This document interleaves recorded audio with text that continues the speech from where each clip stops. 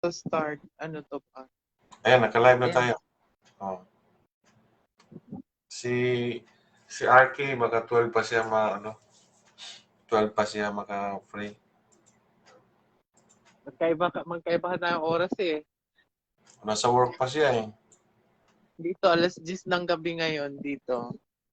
Oh. Sunday. Sunday. Dito, alas 6 ng umaga, Sunday. Kaya, message ko muna si Kokoy.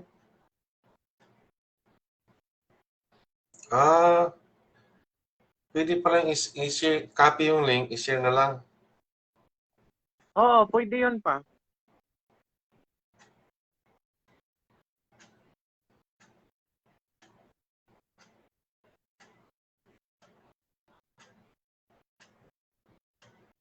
Sa group chat ka, nagtawag? O sa Scripture Baptist Church sa Dawson Creek. Pero sinare ko naman doon sa Pastor Armando. So, no.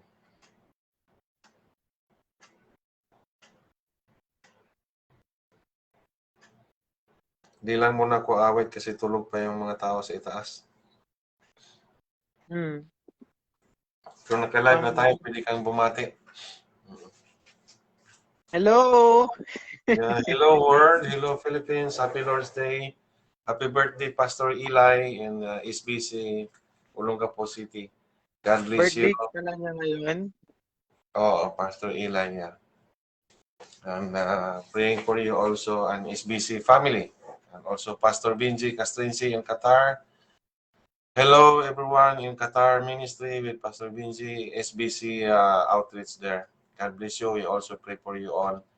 Hello also RBBC here in Richmond, Canada with Pastor Allen, Sister Vicky and family, and the rest of the brethren in Richmond Bible Baptist Church with Pastor Allen Salamatin and his family, Sister Ding, Brother David, his son. God bless you. I always keep praying for you all.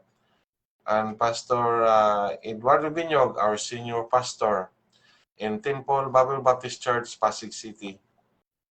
I always pray for you also, Pastor, that hopefully God will give you more strength in the ministry. And thank you, Lord, for your time for the Lord today. Today is Sunday. I would like to greet you Happy Lord's Day.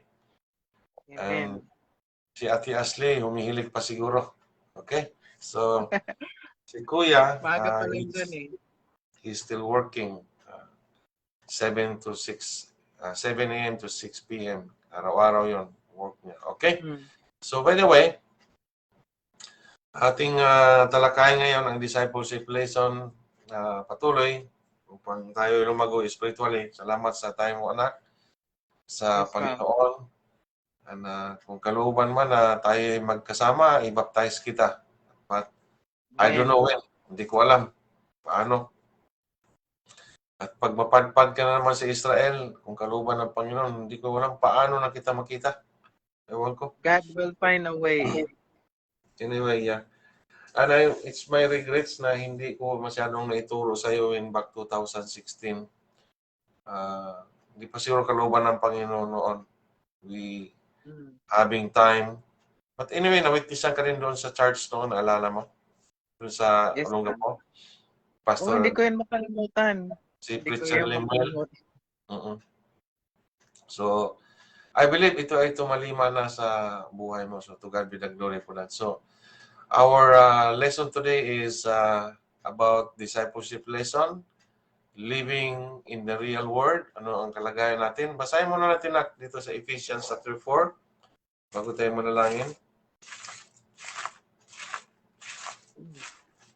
Ephesians chapter 4 verse 2. Okay. With all lowliness and meekness, with long suffering, forbearing one another in love. Okay, shall we pray? Heavenly Father, we thank you, Lord, for this day. Once again, we would like to greet you Happy Lord's Day, O God. And though we have different time and days, but Lord, we are the same in spirit. May I ask first, O God, to forgive our sin, cleanse our heart, O God, today, upang saganayin kami karapat-dapat na umarap sa iyo sa aming panambahan today. Today is Sunday. a day of worship, O God. But big changes na, Panginoon. Ang simbahan ay hindi na normal ang aming service, O God. And thank you for having a privilege that you give us a way, wisdom, knowledge, and understanding how to continue this ministry even in online. And I believe that it is your will, O God, because of the online ministry, marami din po ang naliligtas, Ama. So, salamat po na hindi mo pinabayaan na matigil ang soul winning ministry because of this pandemic. And I believe you're still in control in this world. And one day, Lord, you will coming back and will take us home. That is our blessed hope.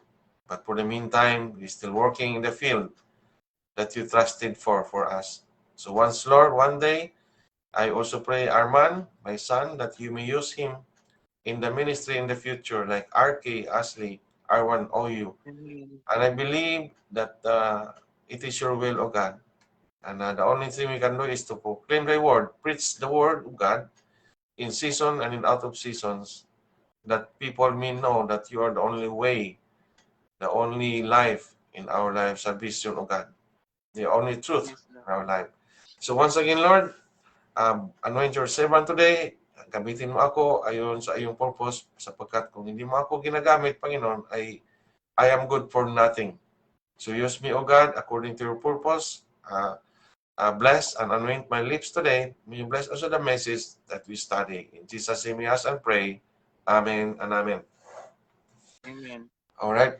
Once again, good evening. So, bear with one another. Ang ating title ngayon sa verse 4, verse 2 ng Ephesians 4.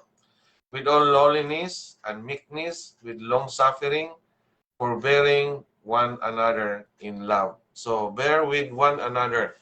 So, living, but let us study first the living in the real world today. Does it bother you to live with the imperfect and irritating people in your home, in your church?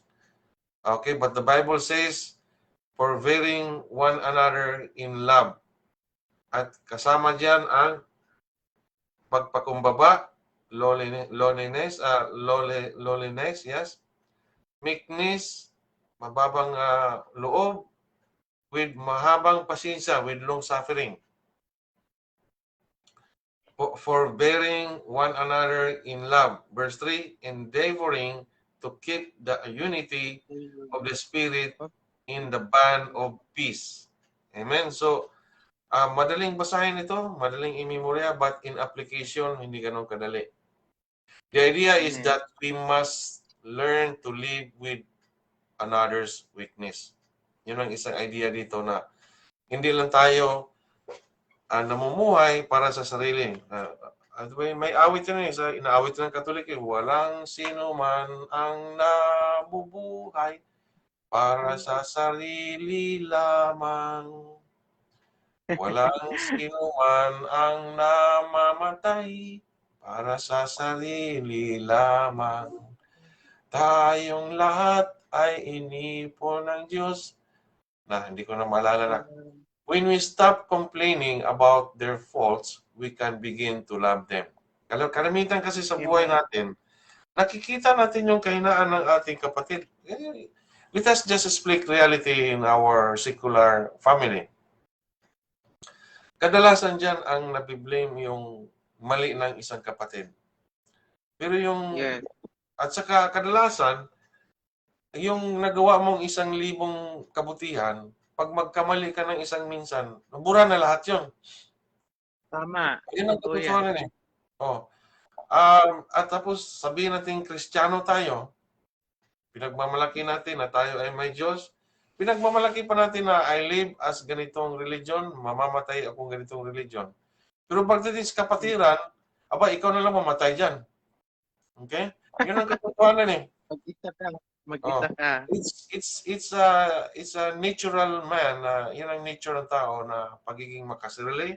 Kaya ang salita ng Panginoon laging opposite.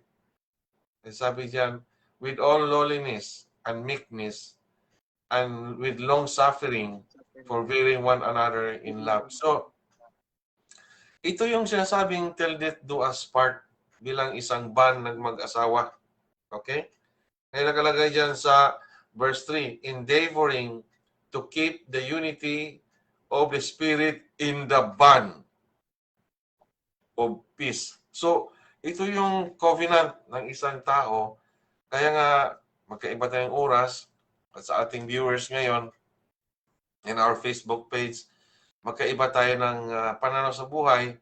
But when it comes to the reality, darating yung panahon na pagka nangangailangan ng ating mga kamag-anak, nangangailangan ng ating mga anak, nangangailangan ng tatay, nature na yun na automatic gagawa ng paraan. Okay? Na kung anong pwedeng may ambag. Pero nature din ng isang tao na yung pagiging self-righteousness at saka selfish. Nature din yung tao yan. Dalawa yan lagi eh. Kaya nabuo yung Proverbs eh. Yung Proverbs, laging by attitude yan.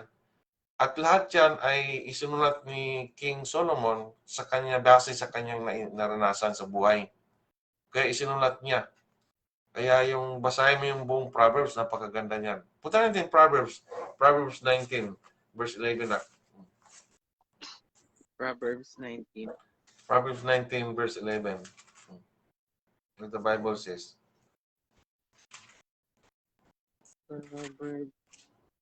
Proverbs 19, verse 11. Yeah.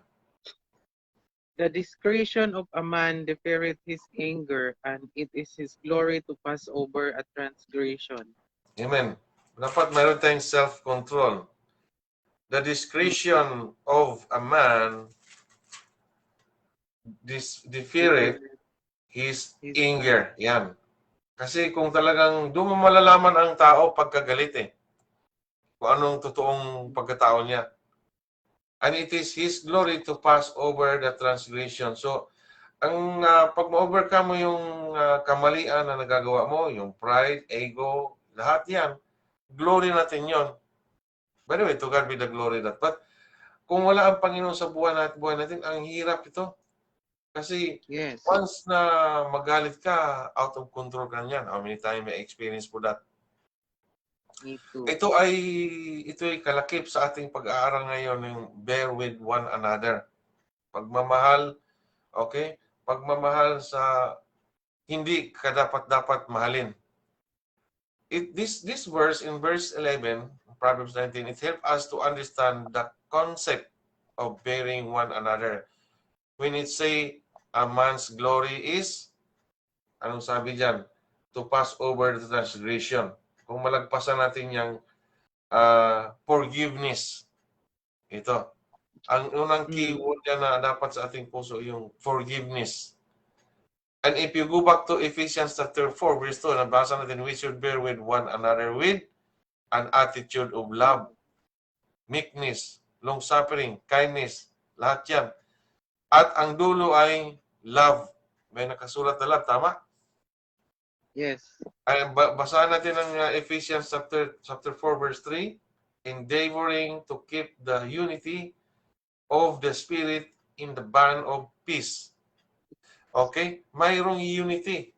So why is humility necessary na? In order to put up others' weaknesses. Bakit kailangan ang humility ay necessary bilang isang Kristiyano? Alam mo yung humility, right? Pagpakumbaba. Yes.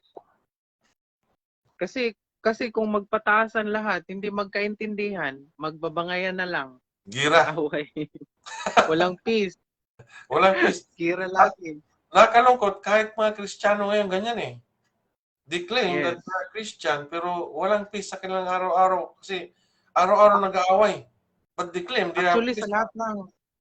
sa lahat ng aspect, nandyan talaga. Lalong-lalo na sa relihiyon. Nagbabangayan. Yeah. Paano ka makakita ng kapayapaan kung puro lang away, ano?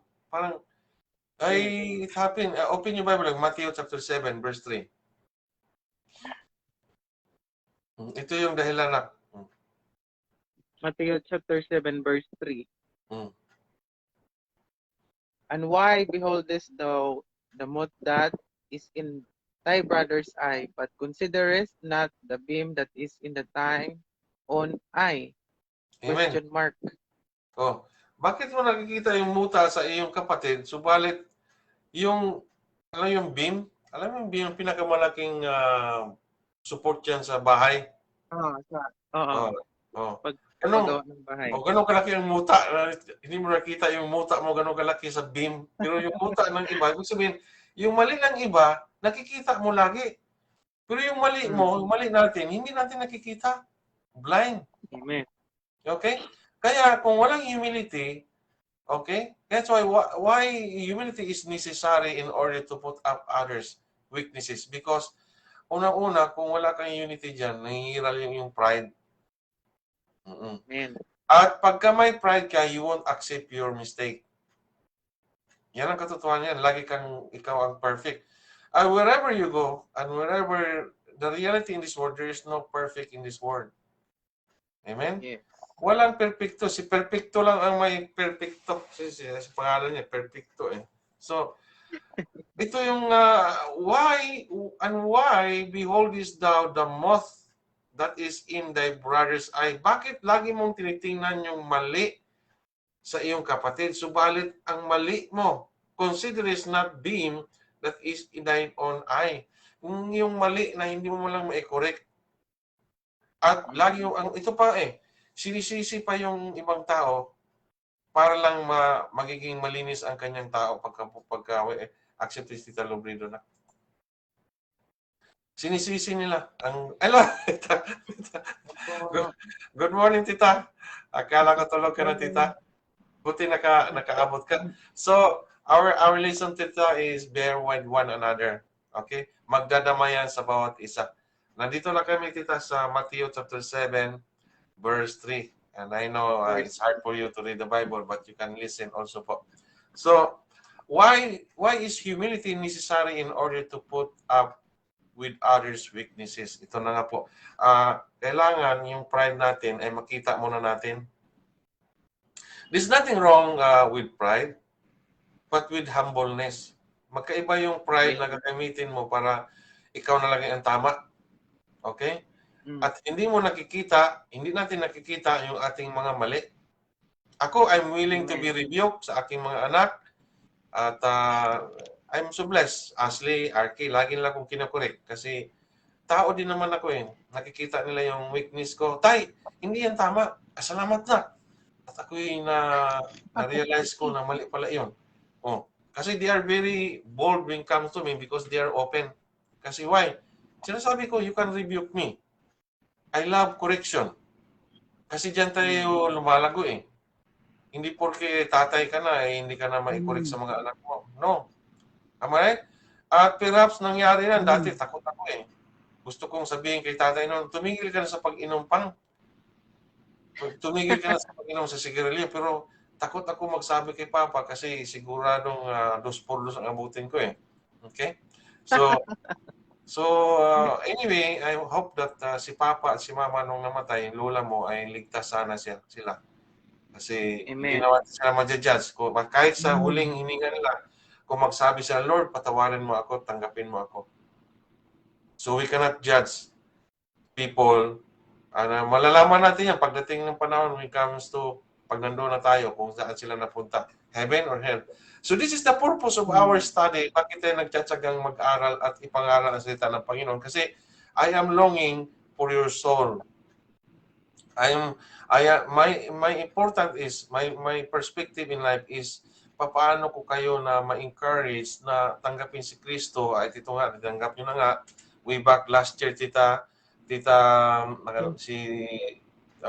naalala mo na nalilito ka, hindi ko alam anong talaga ang kaligtasan. Pero lagi kang pupunta sa simbahan.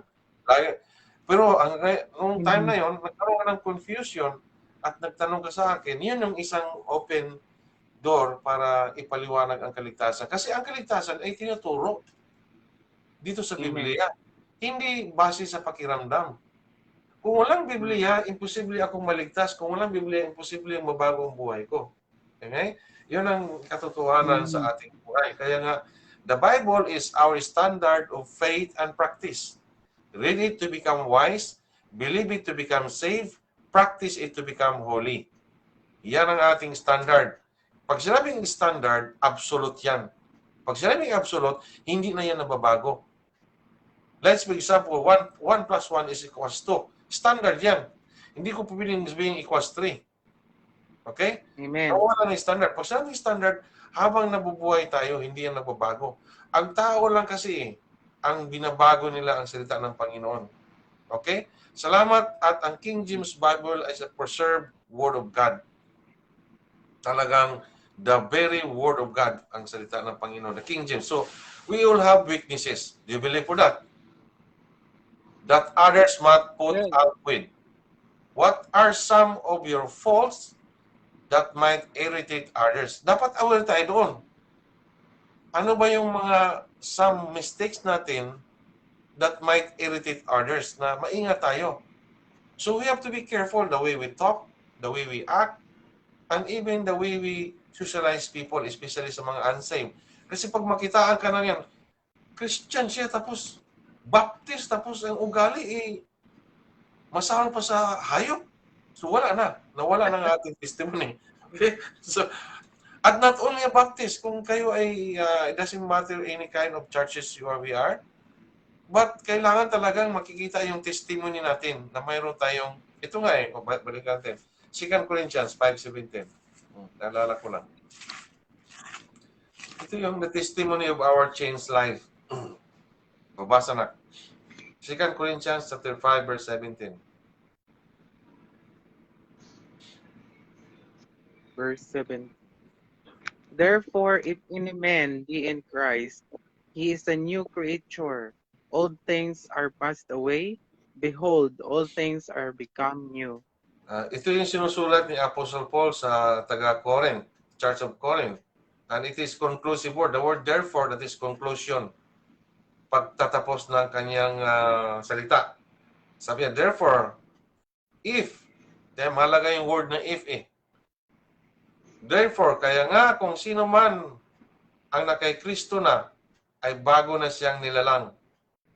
Ang luma niyang pagkatao ay lumipas na. Subalit, ang kanyang buhay ngayon ay bago na nga.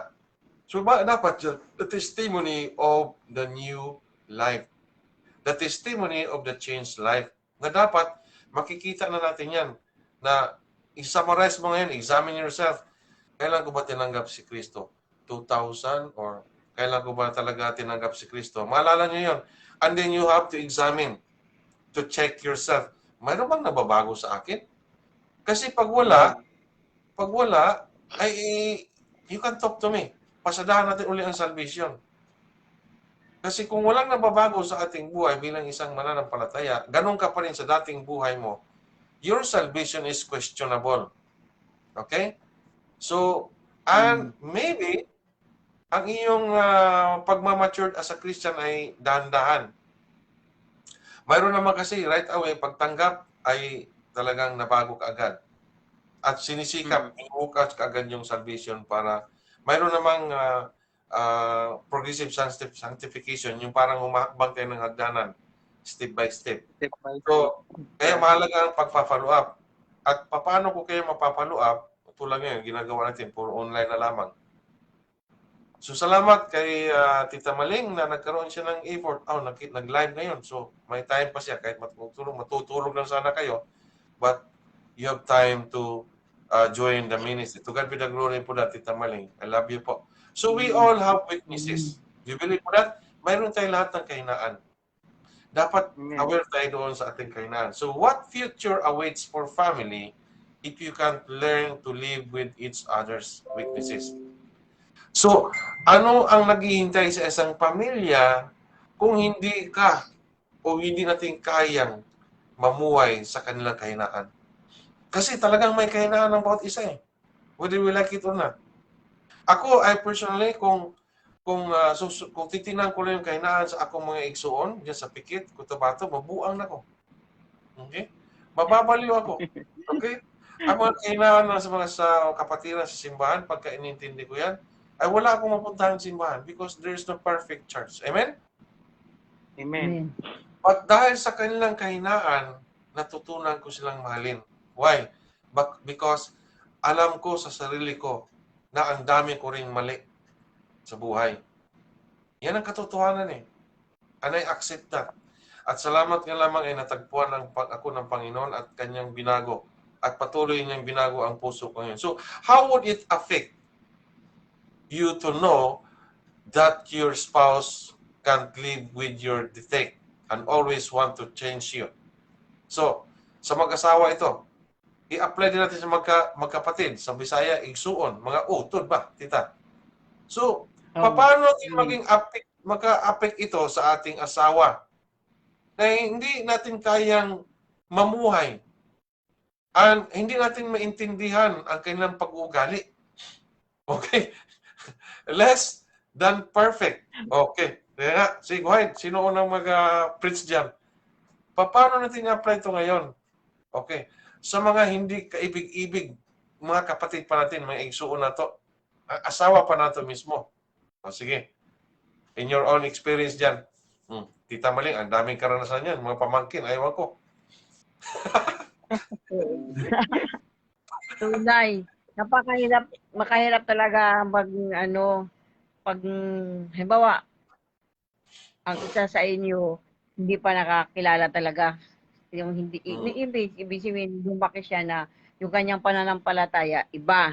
Tapos ikaw, naka-experience ka na ng yung Word of God na ina-apply mo sa buhay mo, hindi mo siya kaagad-agad may apply sa kanya.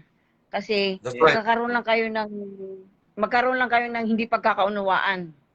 So, kailangan siguro, bago tayo mag-testimony sa kanila o mag-apply sa buhay nila, linisin muna natin yung ating sarili.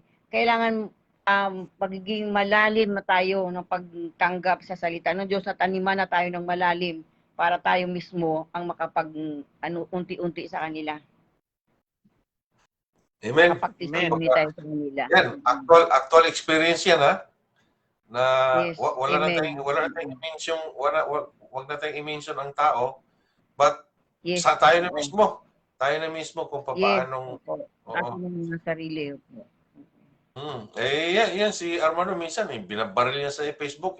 Go ahead na.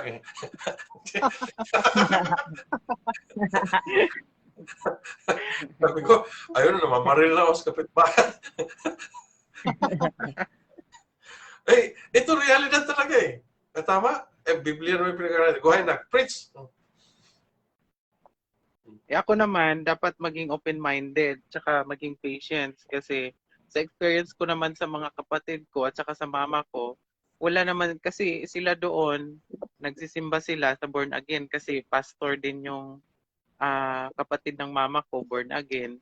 So, nagsisimba sila doon lagi. So, for me naman, wala namang problema sa akin kung ano, kasi same lang naman eh. Kung ano yung paniniwala nila, ganun din paniniwala sa akin. Sumasamba tayo sa Diyos, pero magkaiba nga lang ng church. Or there are cases din na hindi kumbaga magkaiba yung lecture ng pastor sa born again at saka sa kay Papa Baptist. So kailangan ko maging open-minded, tsaka kailangan ko rin maging patient kasi minsan kasi hindi ko sila pwedeng diktahan eh kung ano yung paniniwala nila. Kumbaga dahan-dahanin na lang na dapat magkasundo pa rin na at saka nangailangan din niya ng respeto. Hindi pwedeng ikaw yung tama, sila yung mali, or di sila yung tama, ikaw naman yung mali. So dapat balance lang. So ganun yung experience ko. Amen. Yeah. Alam na natin na ang tamang direksyon ngayon, pero hindi mo pwedeng ipilit yan. Yes. How many times, kasi sa aking mga anak yan si Arman, he know himself na hindi ko siya pinipilit. I try to teach, especially salvation, pag maligtas na, dinadala ko yan sa simbahan. Kailangan niya, i-judge siya kasi yun ang lagi na na-experience siguro sa ibang church na pag nandoon siya, parang na-isolate siya. Pero nang dinala ko siya sa home church sa Olongapo City, siya mismo, kasi kumain kami mismo sa isang table ni Pastor Ed Bunyog, ang senior pastor, Mamela. Kumain kami kasama siya. At nakikita niya na ako pa. Oo, yan nga.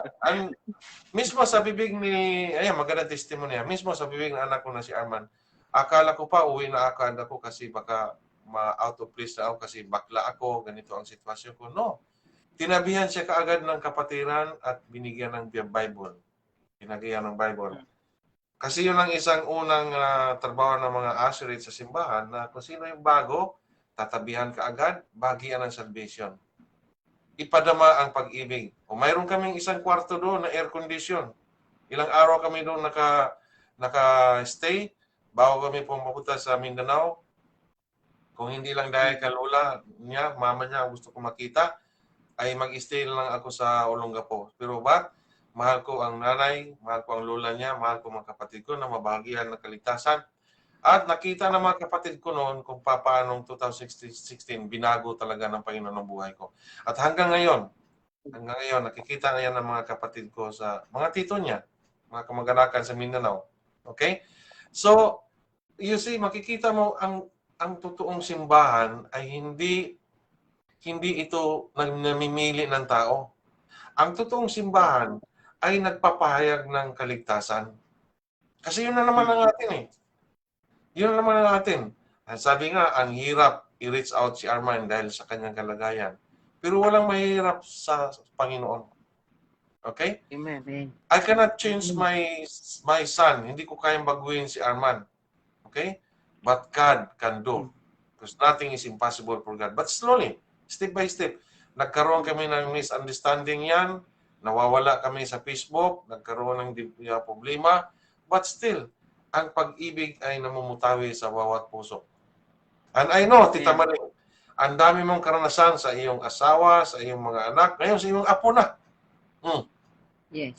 Lahat ng guhit ng wrinkles ng noo ni Tita Maling, bilang yan. ito ngayon. Okay. Punta tayo sa Galatians. Galatians chapter 6, verse 1 and 2. Ito. Pagkagandang subject na ito. Ang sarap mag-aral ng salita ng Panginoon. Amen? Amen. Amen.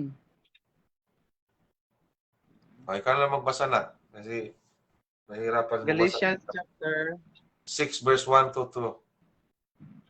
verse 1 to 2. Hmm. Brethren, if a man be overtaken in a fault, ye which are spiritual, restore such an one in the spirit of meekness, considering thyself, lest thou also be tempted to bear ye one another's burdens and so fulfill the law of Christ. Amen. Ito sa mga kapatiran to sa church. Pag sinabing brethren kasi, he address into the church. Mga ligtas na ito, brother. Pag sinabing brethren, brother and sisters. So, ito, spiritual correction na ito. Kasi kahit pa ligtas na yan, nandiyan pa rin yung buhay ng pagkamakasalanan sa ating flesh eh. Nature na natin yan. Pero ligtas na tayo. Pero hindi pa tayo makakaiwas yan sa mga mali na yan. Kaya nga, looking unto Jesus, the author and the finisher of our faith. Kasi kung titingnan mo yung lahat ng kapatid mo, matitisod ka. Okay?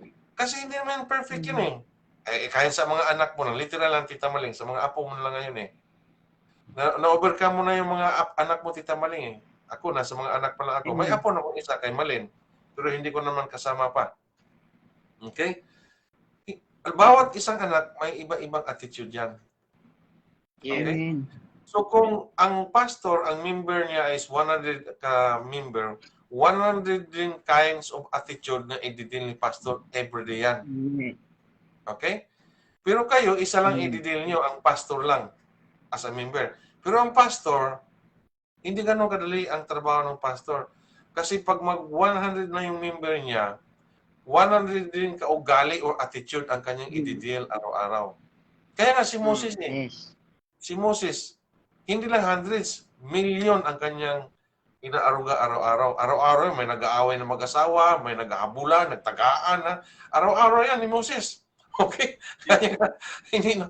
Doon naubos ang pasensya ni Moses eh. So ito, brethren, kung sakali, a man be overtaken in a fault, talagang nakita mo talagang face-to-face, nagkamali ang kapatid mo, anong gagawin natin? Ye which are spiritual, restore such one as an one in the spirit of what? Meekness. Bakit? Considering thyself, lest thou be also tempted. Lagi mong ilagay, lagi nating ilagay, okay, kasama ko lagi ang ating sarili, lagi nating ilagay ang ating sarili doon sa kanyang pagkakamali.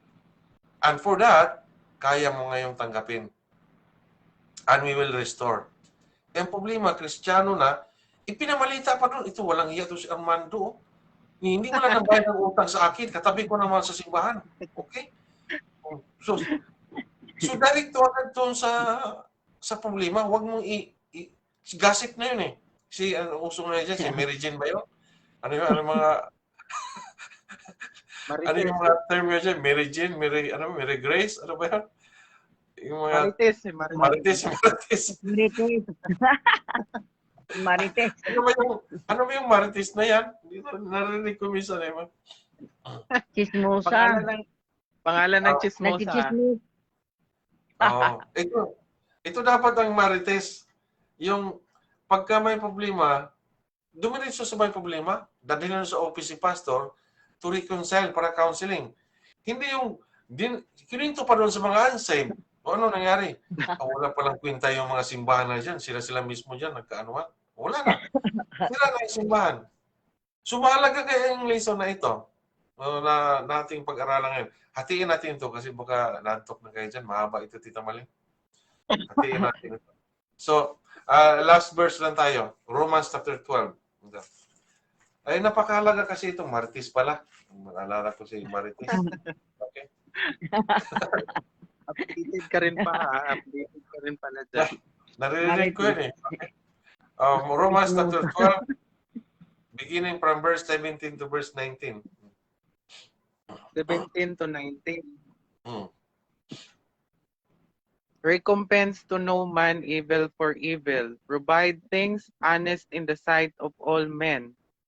18. If it be possible, as much as laid in you, live peacefully, peaceably with all men. 19. Dearly beloved, avenge not yourselves, but rather give place unto wrath. For it is written, vengeance is mine, I will repay, saith the Lord. Okay.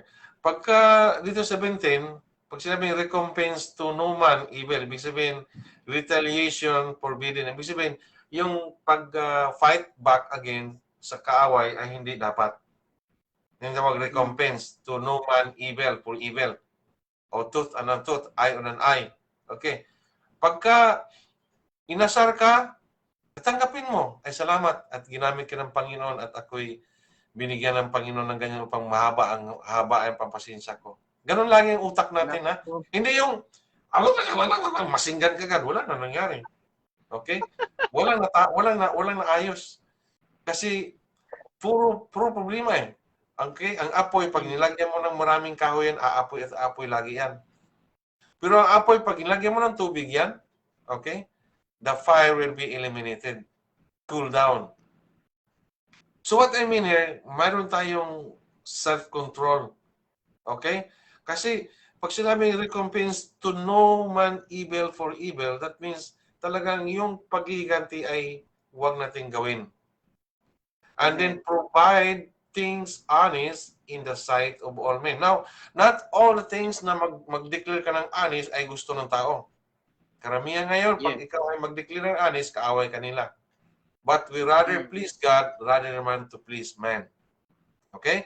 But you don't need to debate. You don't need to argue. Just back off and pray for those people. That's it. And shut up your mouth. Lest you gonna make more mistakes. Okay? So, less talk, less mistakes. Kasi when the time you speak, yan na ngayon nag-i-insist si Satan. Pero pag quiet ka lang, he cannot never read your mind. Okay, aware that word. Pag tahimik ka, hindi ka mababasa ni Satanas. Pag once you speak, doon na ngayon, papasukan ka na ngayon yung anger, yung tigas ng ulo, at saka yung wala na. Masinggan na masinggan yan. Ito, verse 18. If it be possible, as much as lieth in you, yung sinungaling sa iyo, live it peaceably with all men. Hayaan mo siya. Hindi yung sumbatan mo palagi pag sinungaling ka talaga. Hindi. Live it peaceably. Sabi ng Bible eh. Okay? Hindi. Kasi kahit anong rebuke mo dyan, pag hindi yan spiritual, walang mangyayari. Sabi ng Tita Maling, kahit anong diin mo doon na gusto mo na maligtas sila, hindi pa nila maintindihan yun eh. But we pray. Kasi bakit sabi ng Panginoon, ilagay mo yung sarili mo doon sa tao niya? Kasi before tayo nakaintindi sa Panginoon, ganoon din naman tayo. Tama.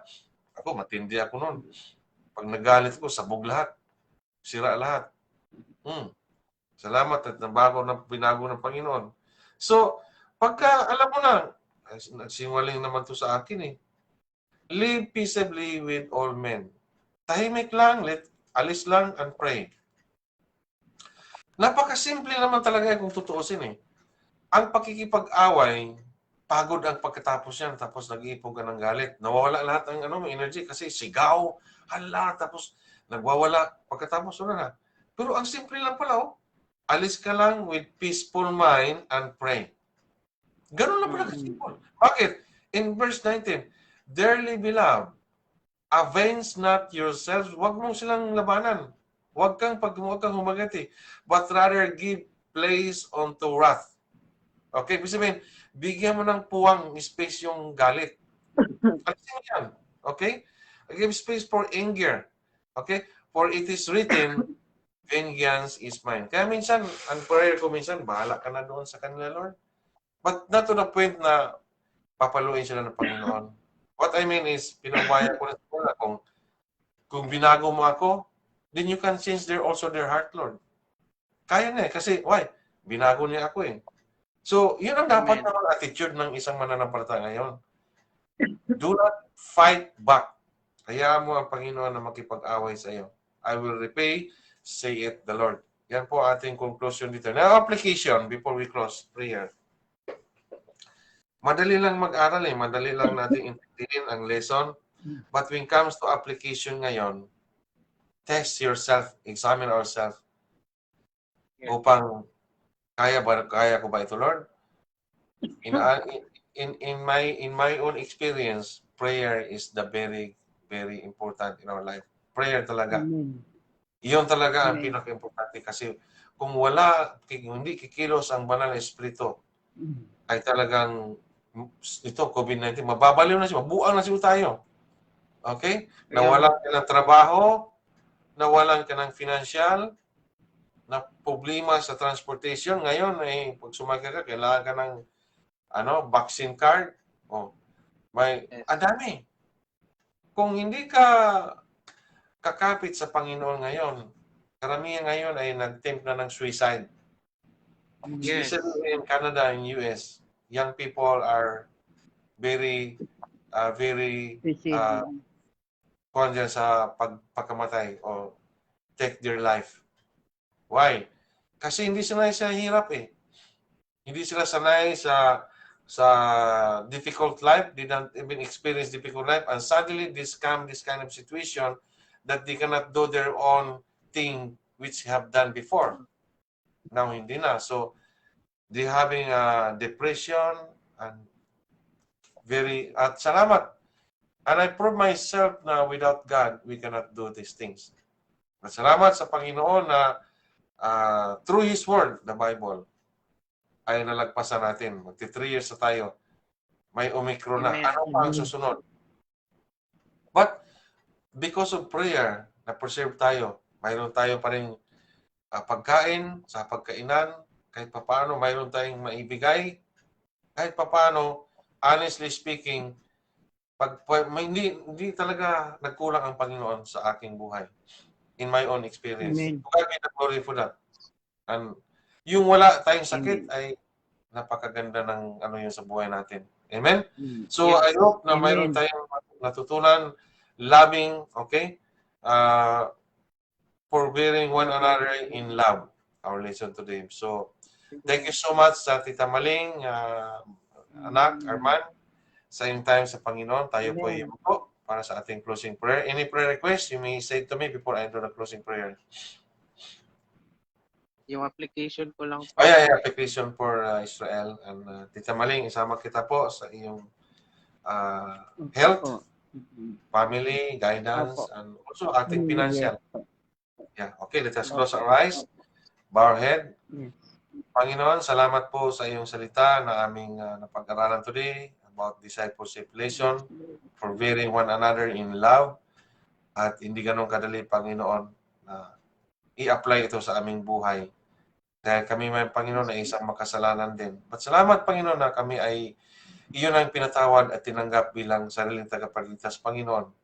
Tumanggap kami sa iyo, Panginoon, bilang sariling tagapagligtas. At ang kaligtasan ito ay biyaya na nanggaling sa iyo, God. And it is regalo po na walang bayad galing sa iyo na si Kristo ay siyang namatay sa cross at inilibing, and in the third day, He arose again for us to be saved. Lord, lagi namin tinitingnan ito dahil ito yung aming hope in our journey in Christian, no God. Tulungan mo kami, Panginoon, na papaano na kaya magpatawad, Panginoon, sa mga taong at kayang magmahal sa mga taong hindi kaibig-ibig, Panginoon ko. Because we are only longing for their souls, Panginoon. Ayaw namin, na lalo mga mahal namin sa buhay, na mapunta sila sa impyerno pag sila ay namatay. What is the purpose of life when you live in this world, 80 and above, but when they die, Panginoon, that their final destination in hell? Help us, O God, to share the gospel of salvation, that one day they will realize that there is salvation offered freely from you, O God.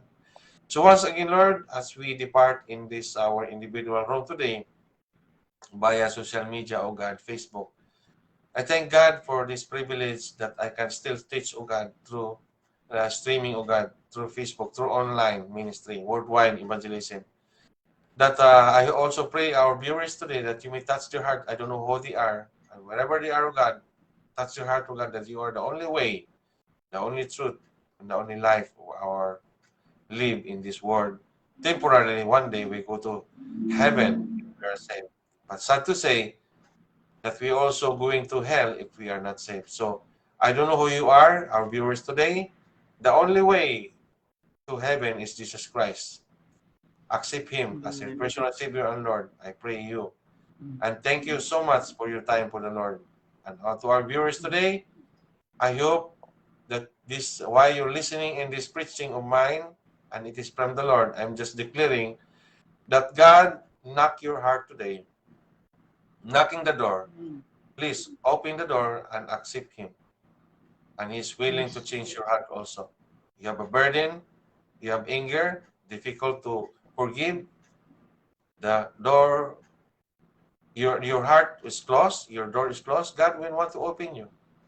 And God knocking your door and waiting to open that door and accept Jesus Christ, the only way of our salvation and the only remedy in this problem in this world, the solution of our sinful nature. Once again, thank you, Lord, for this day.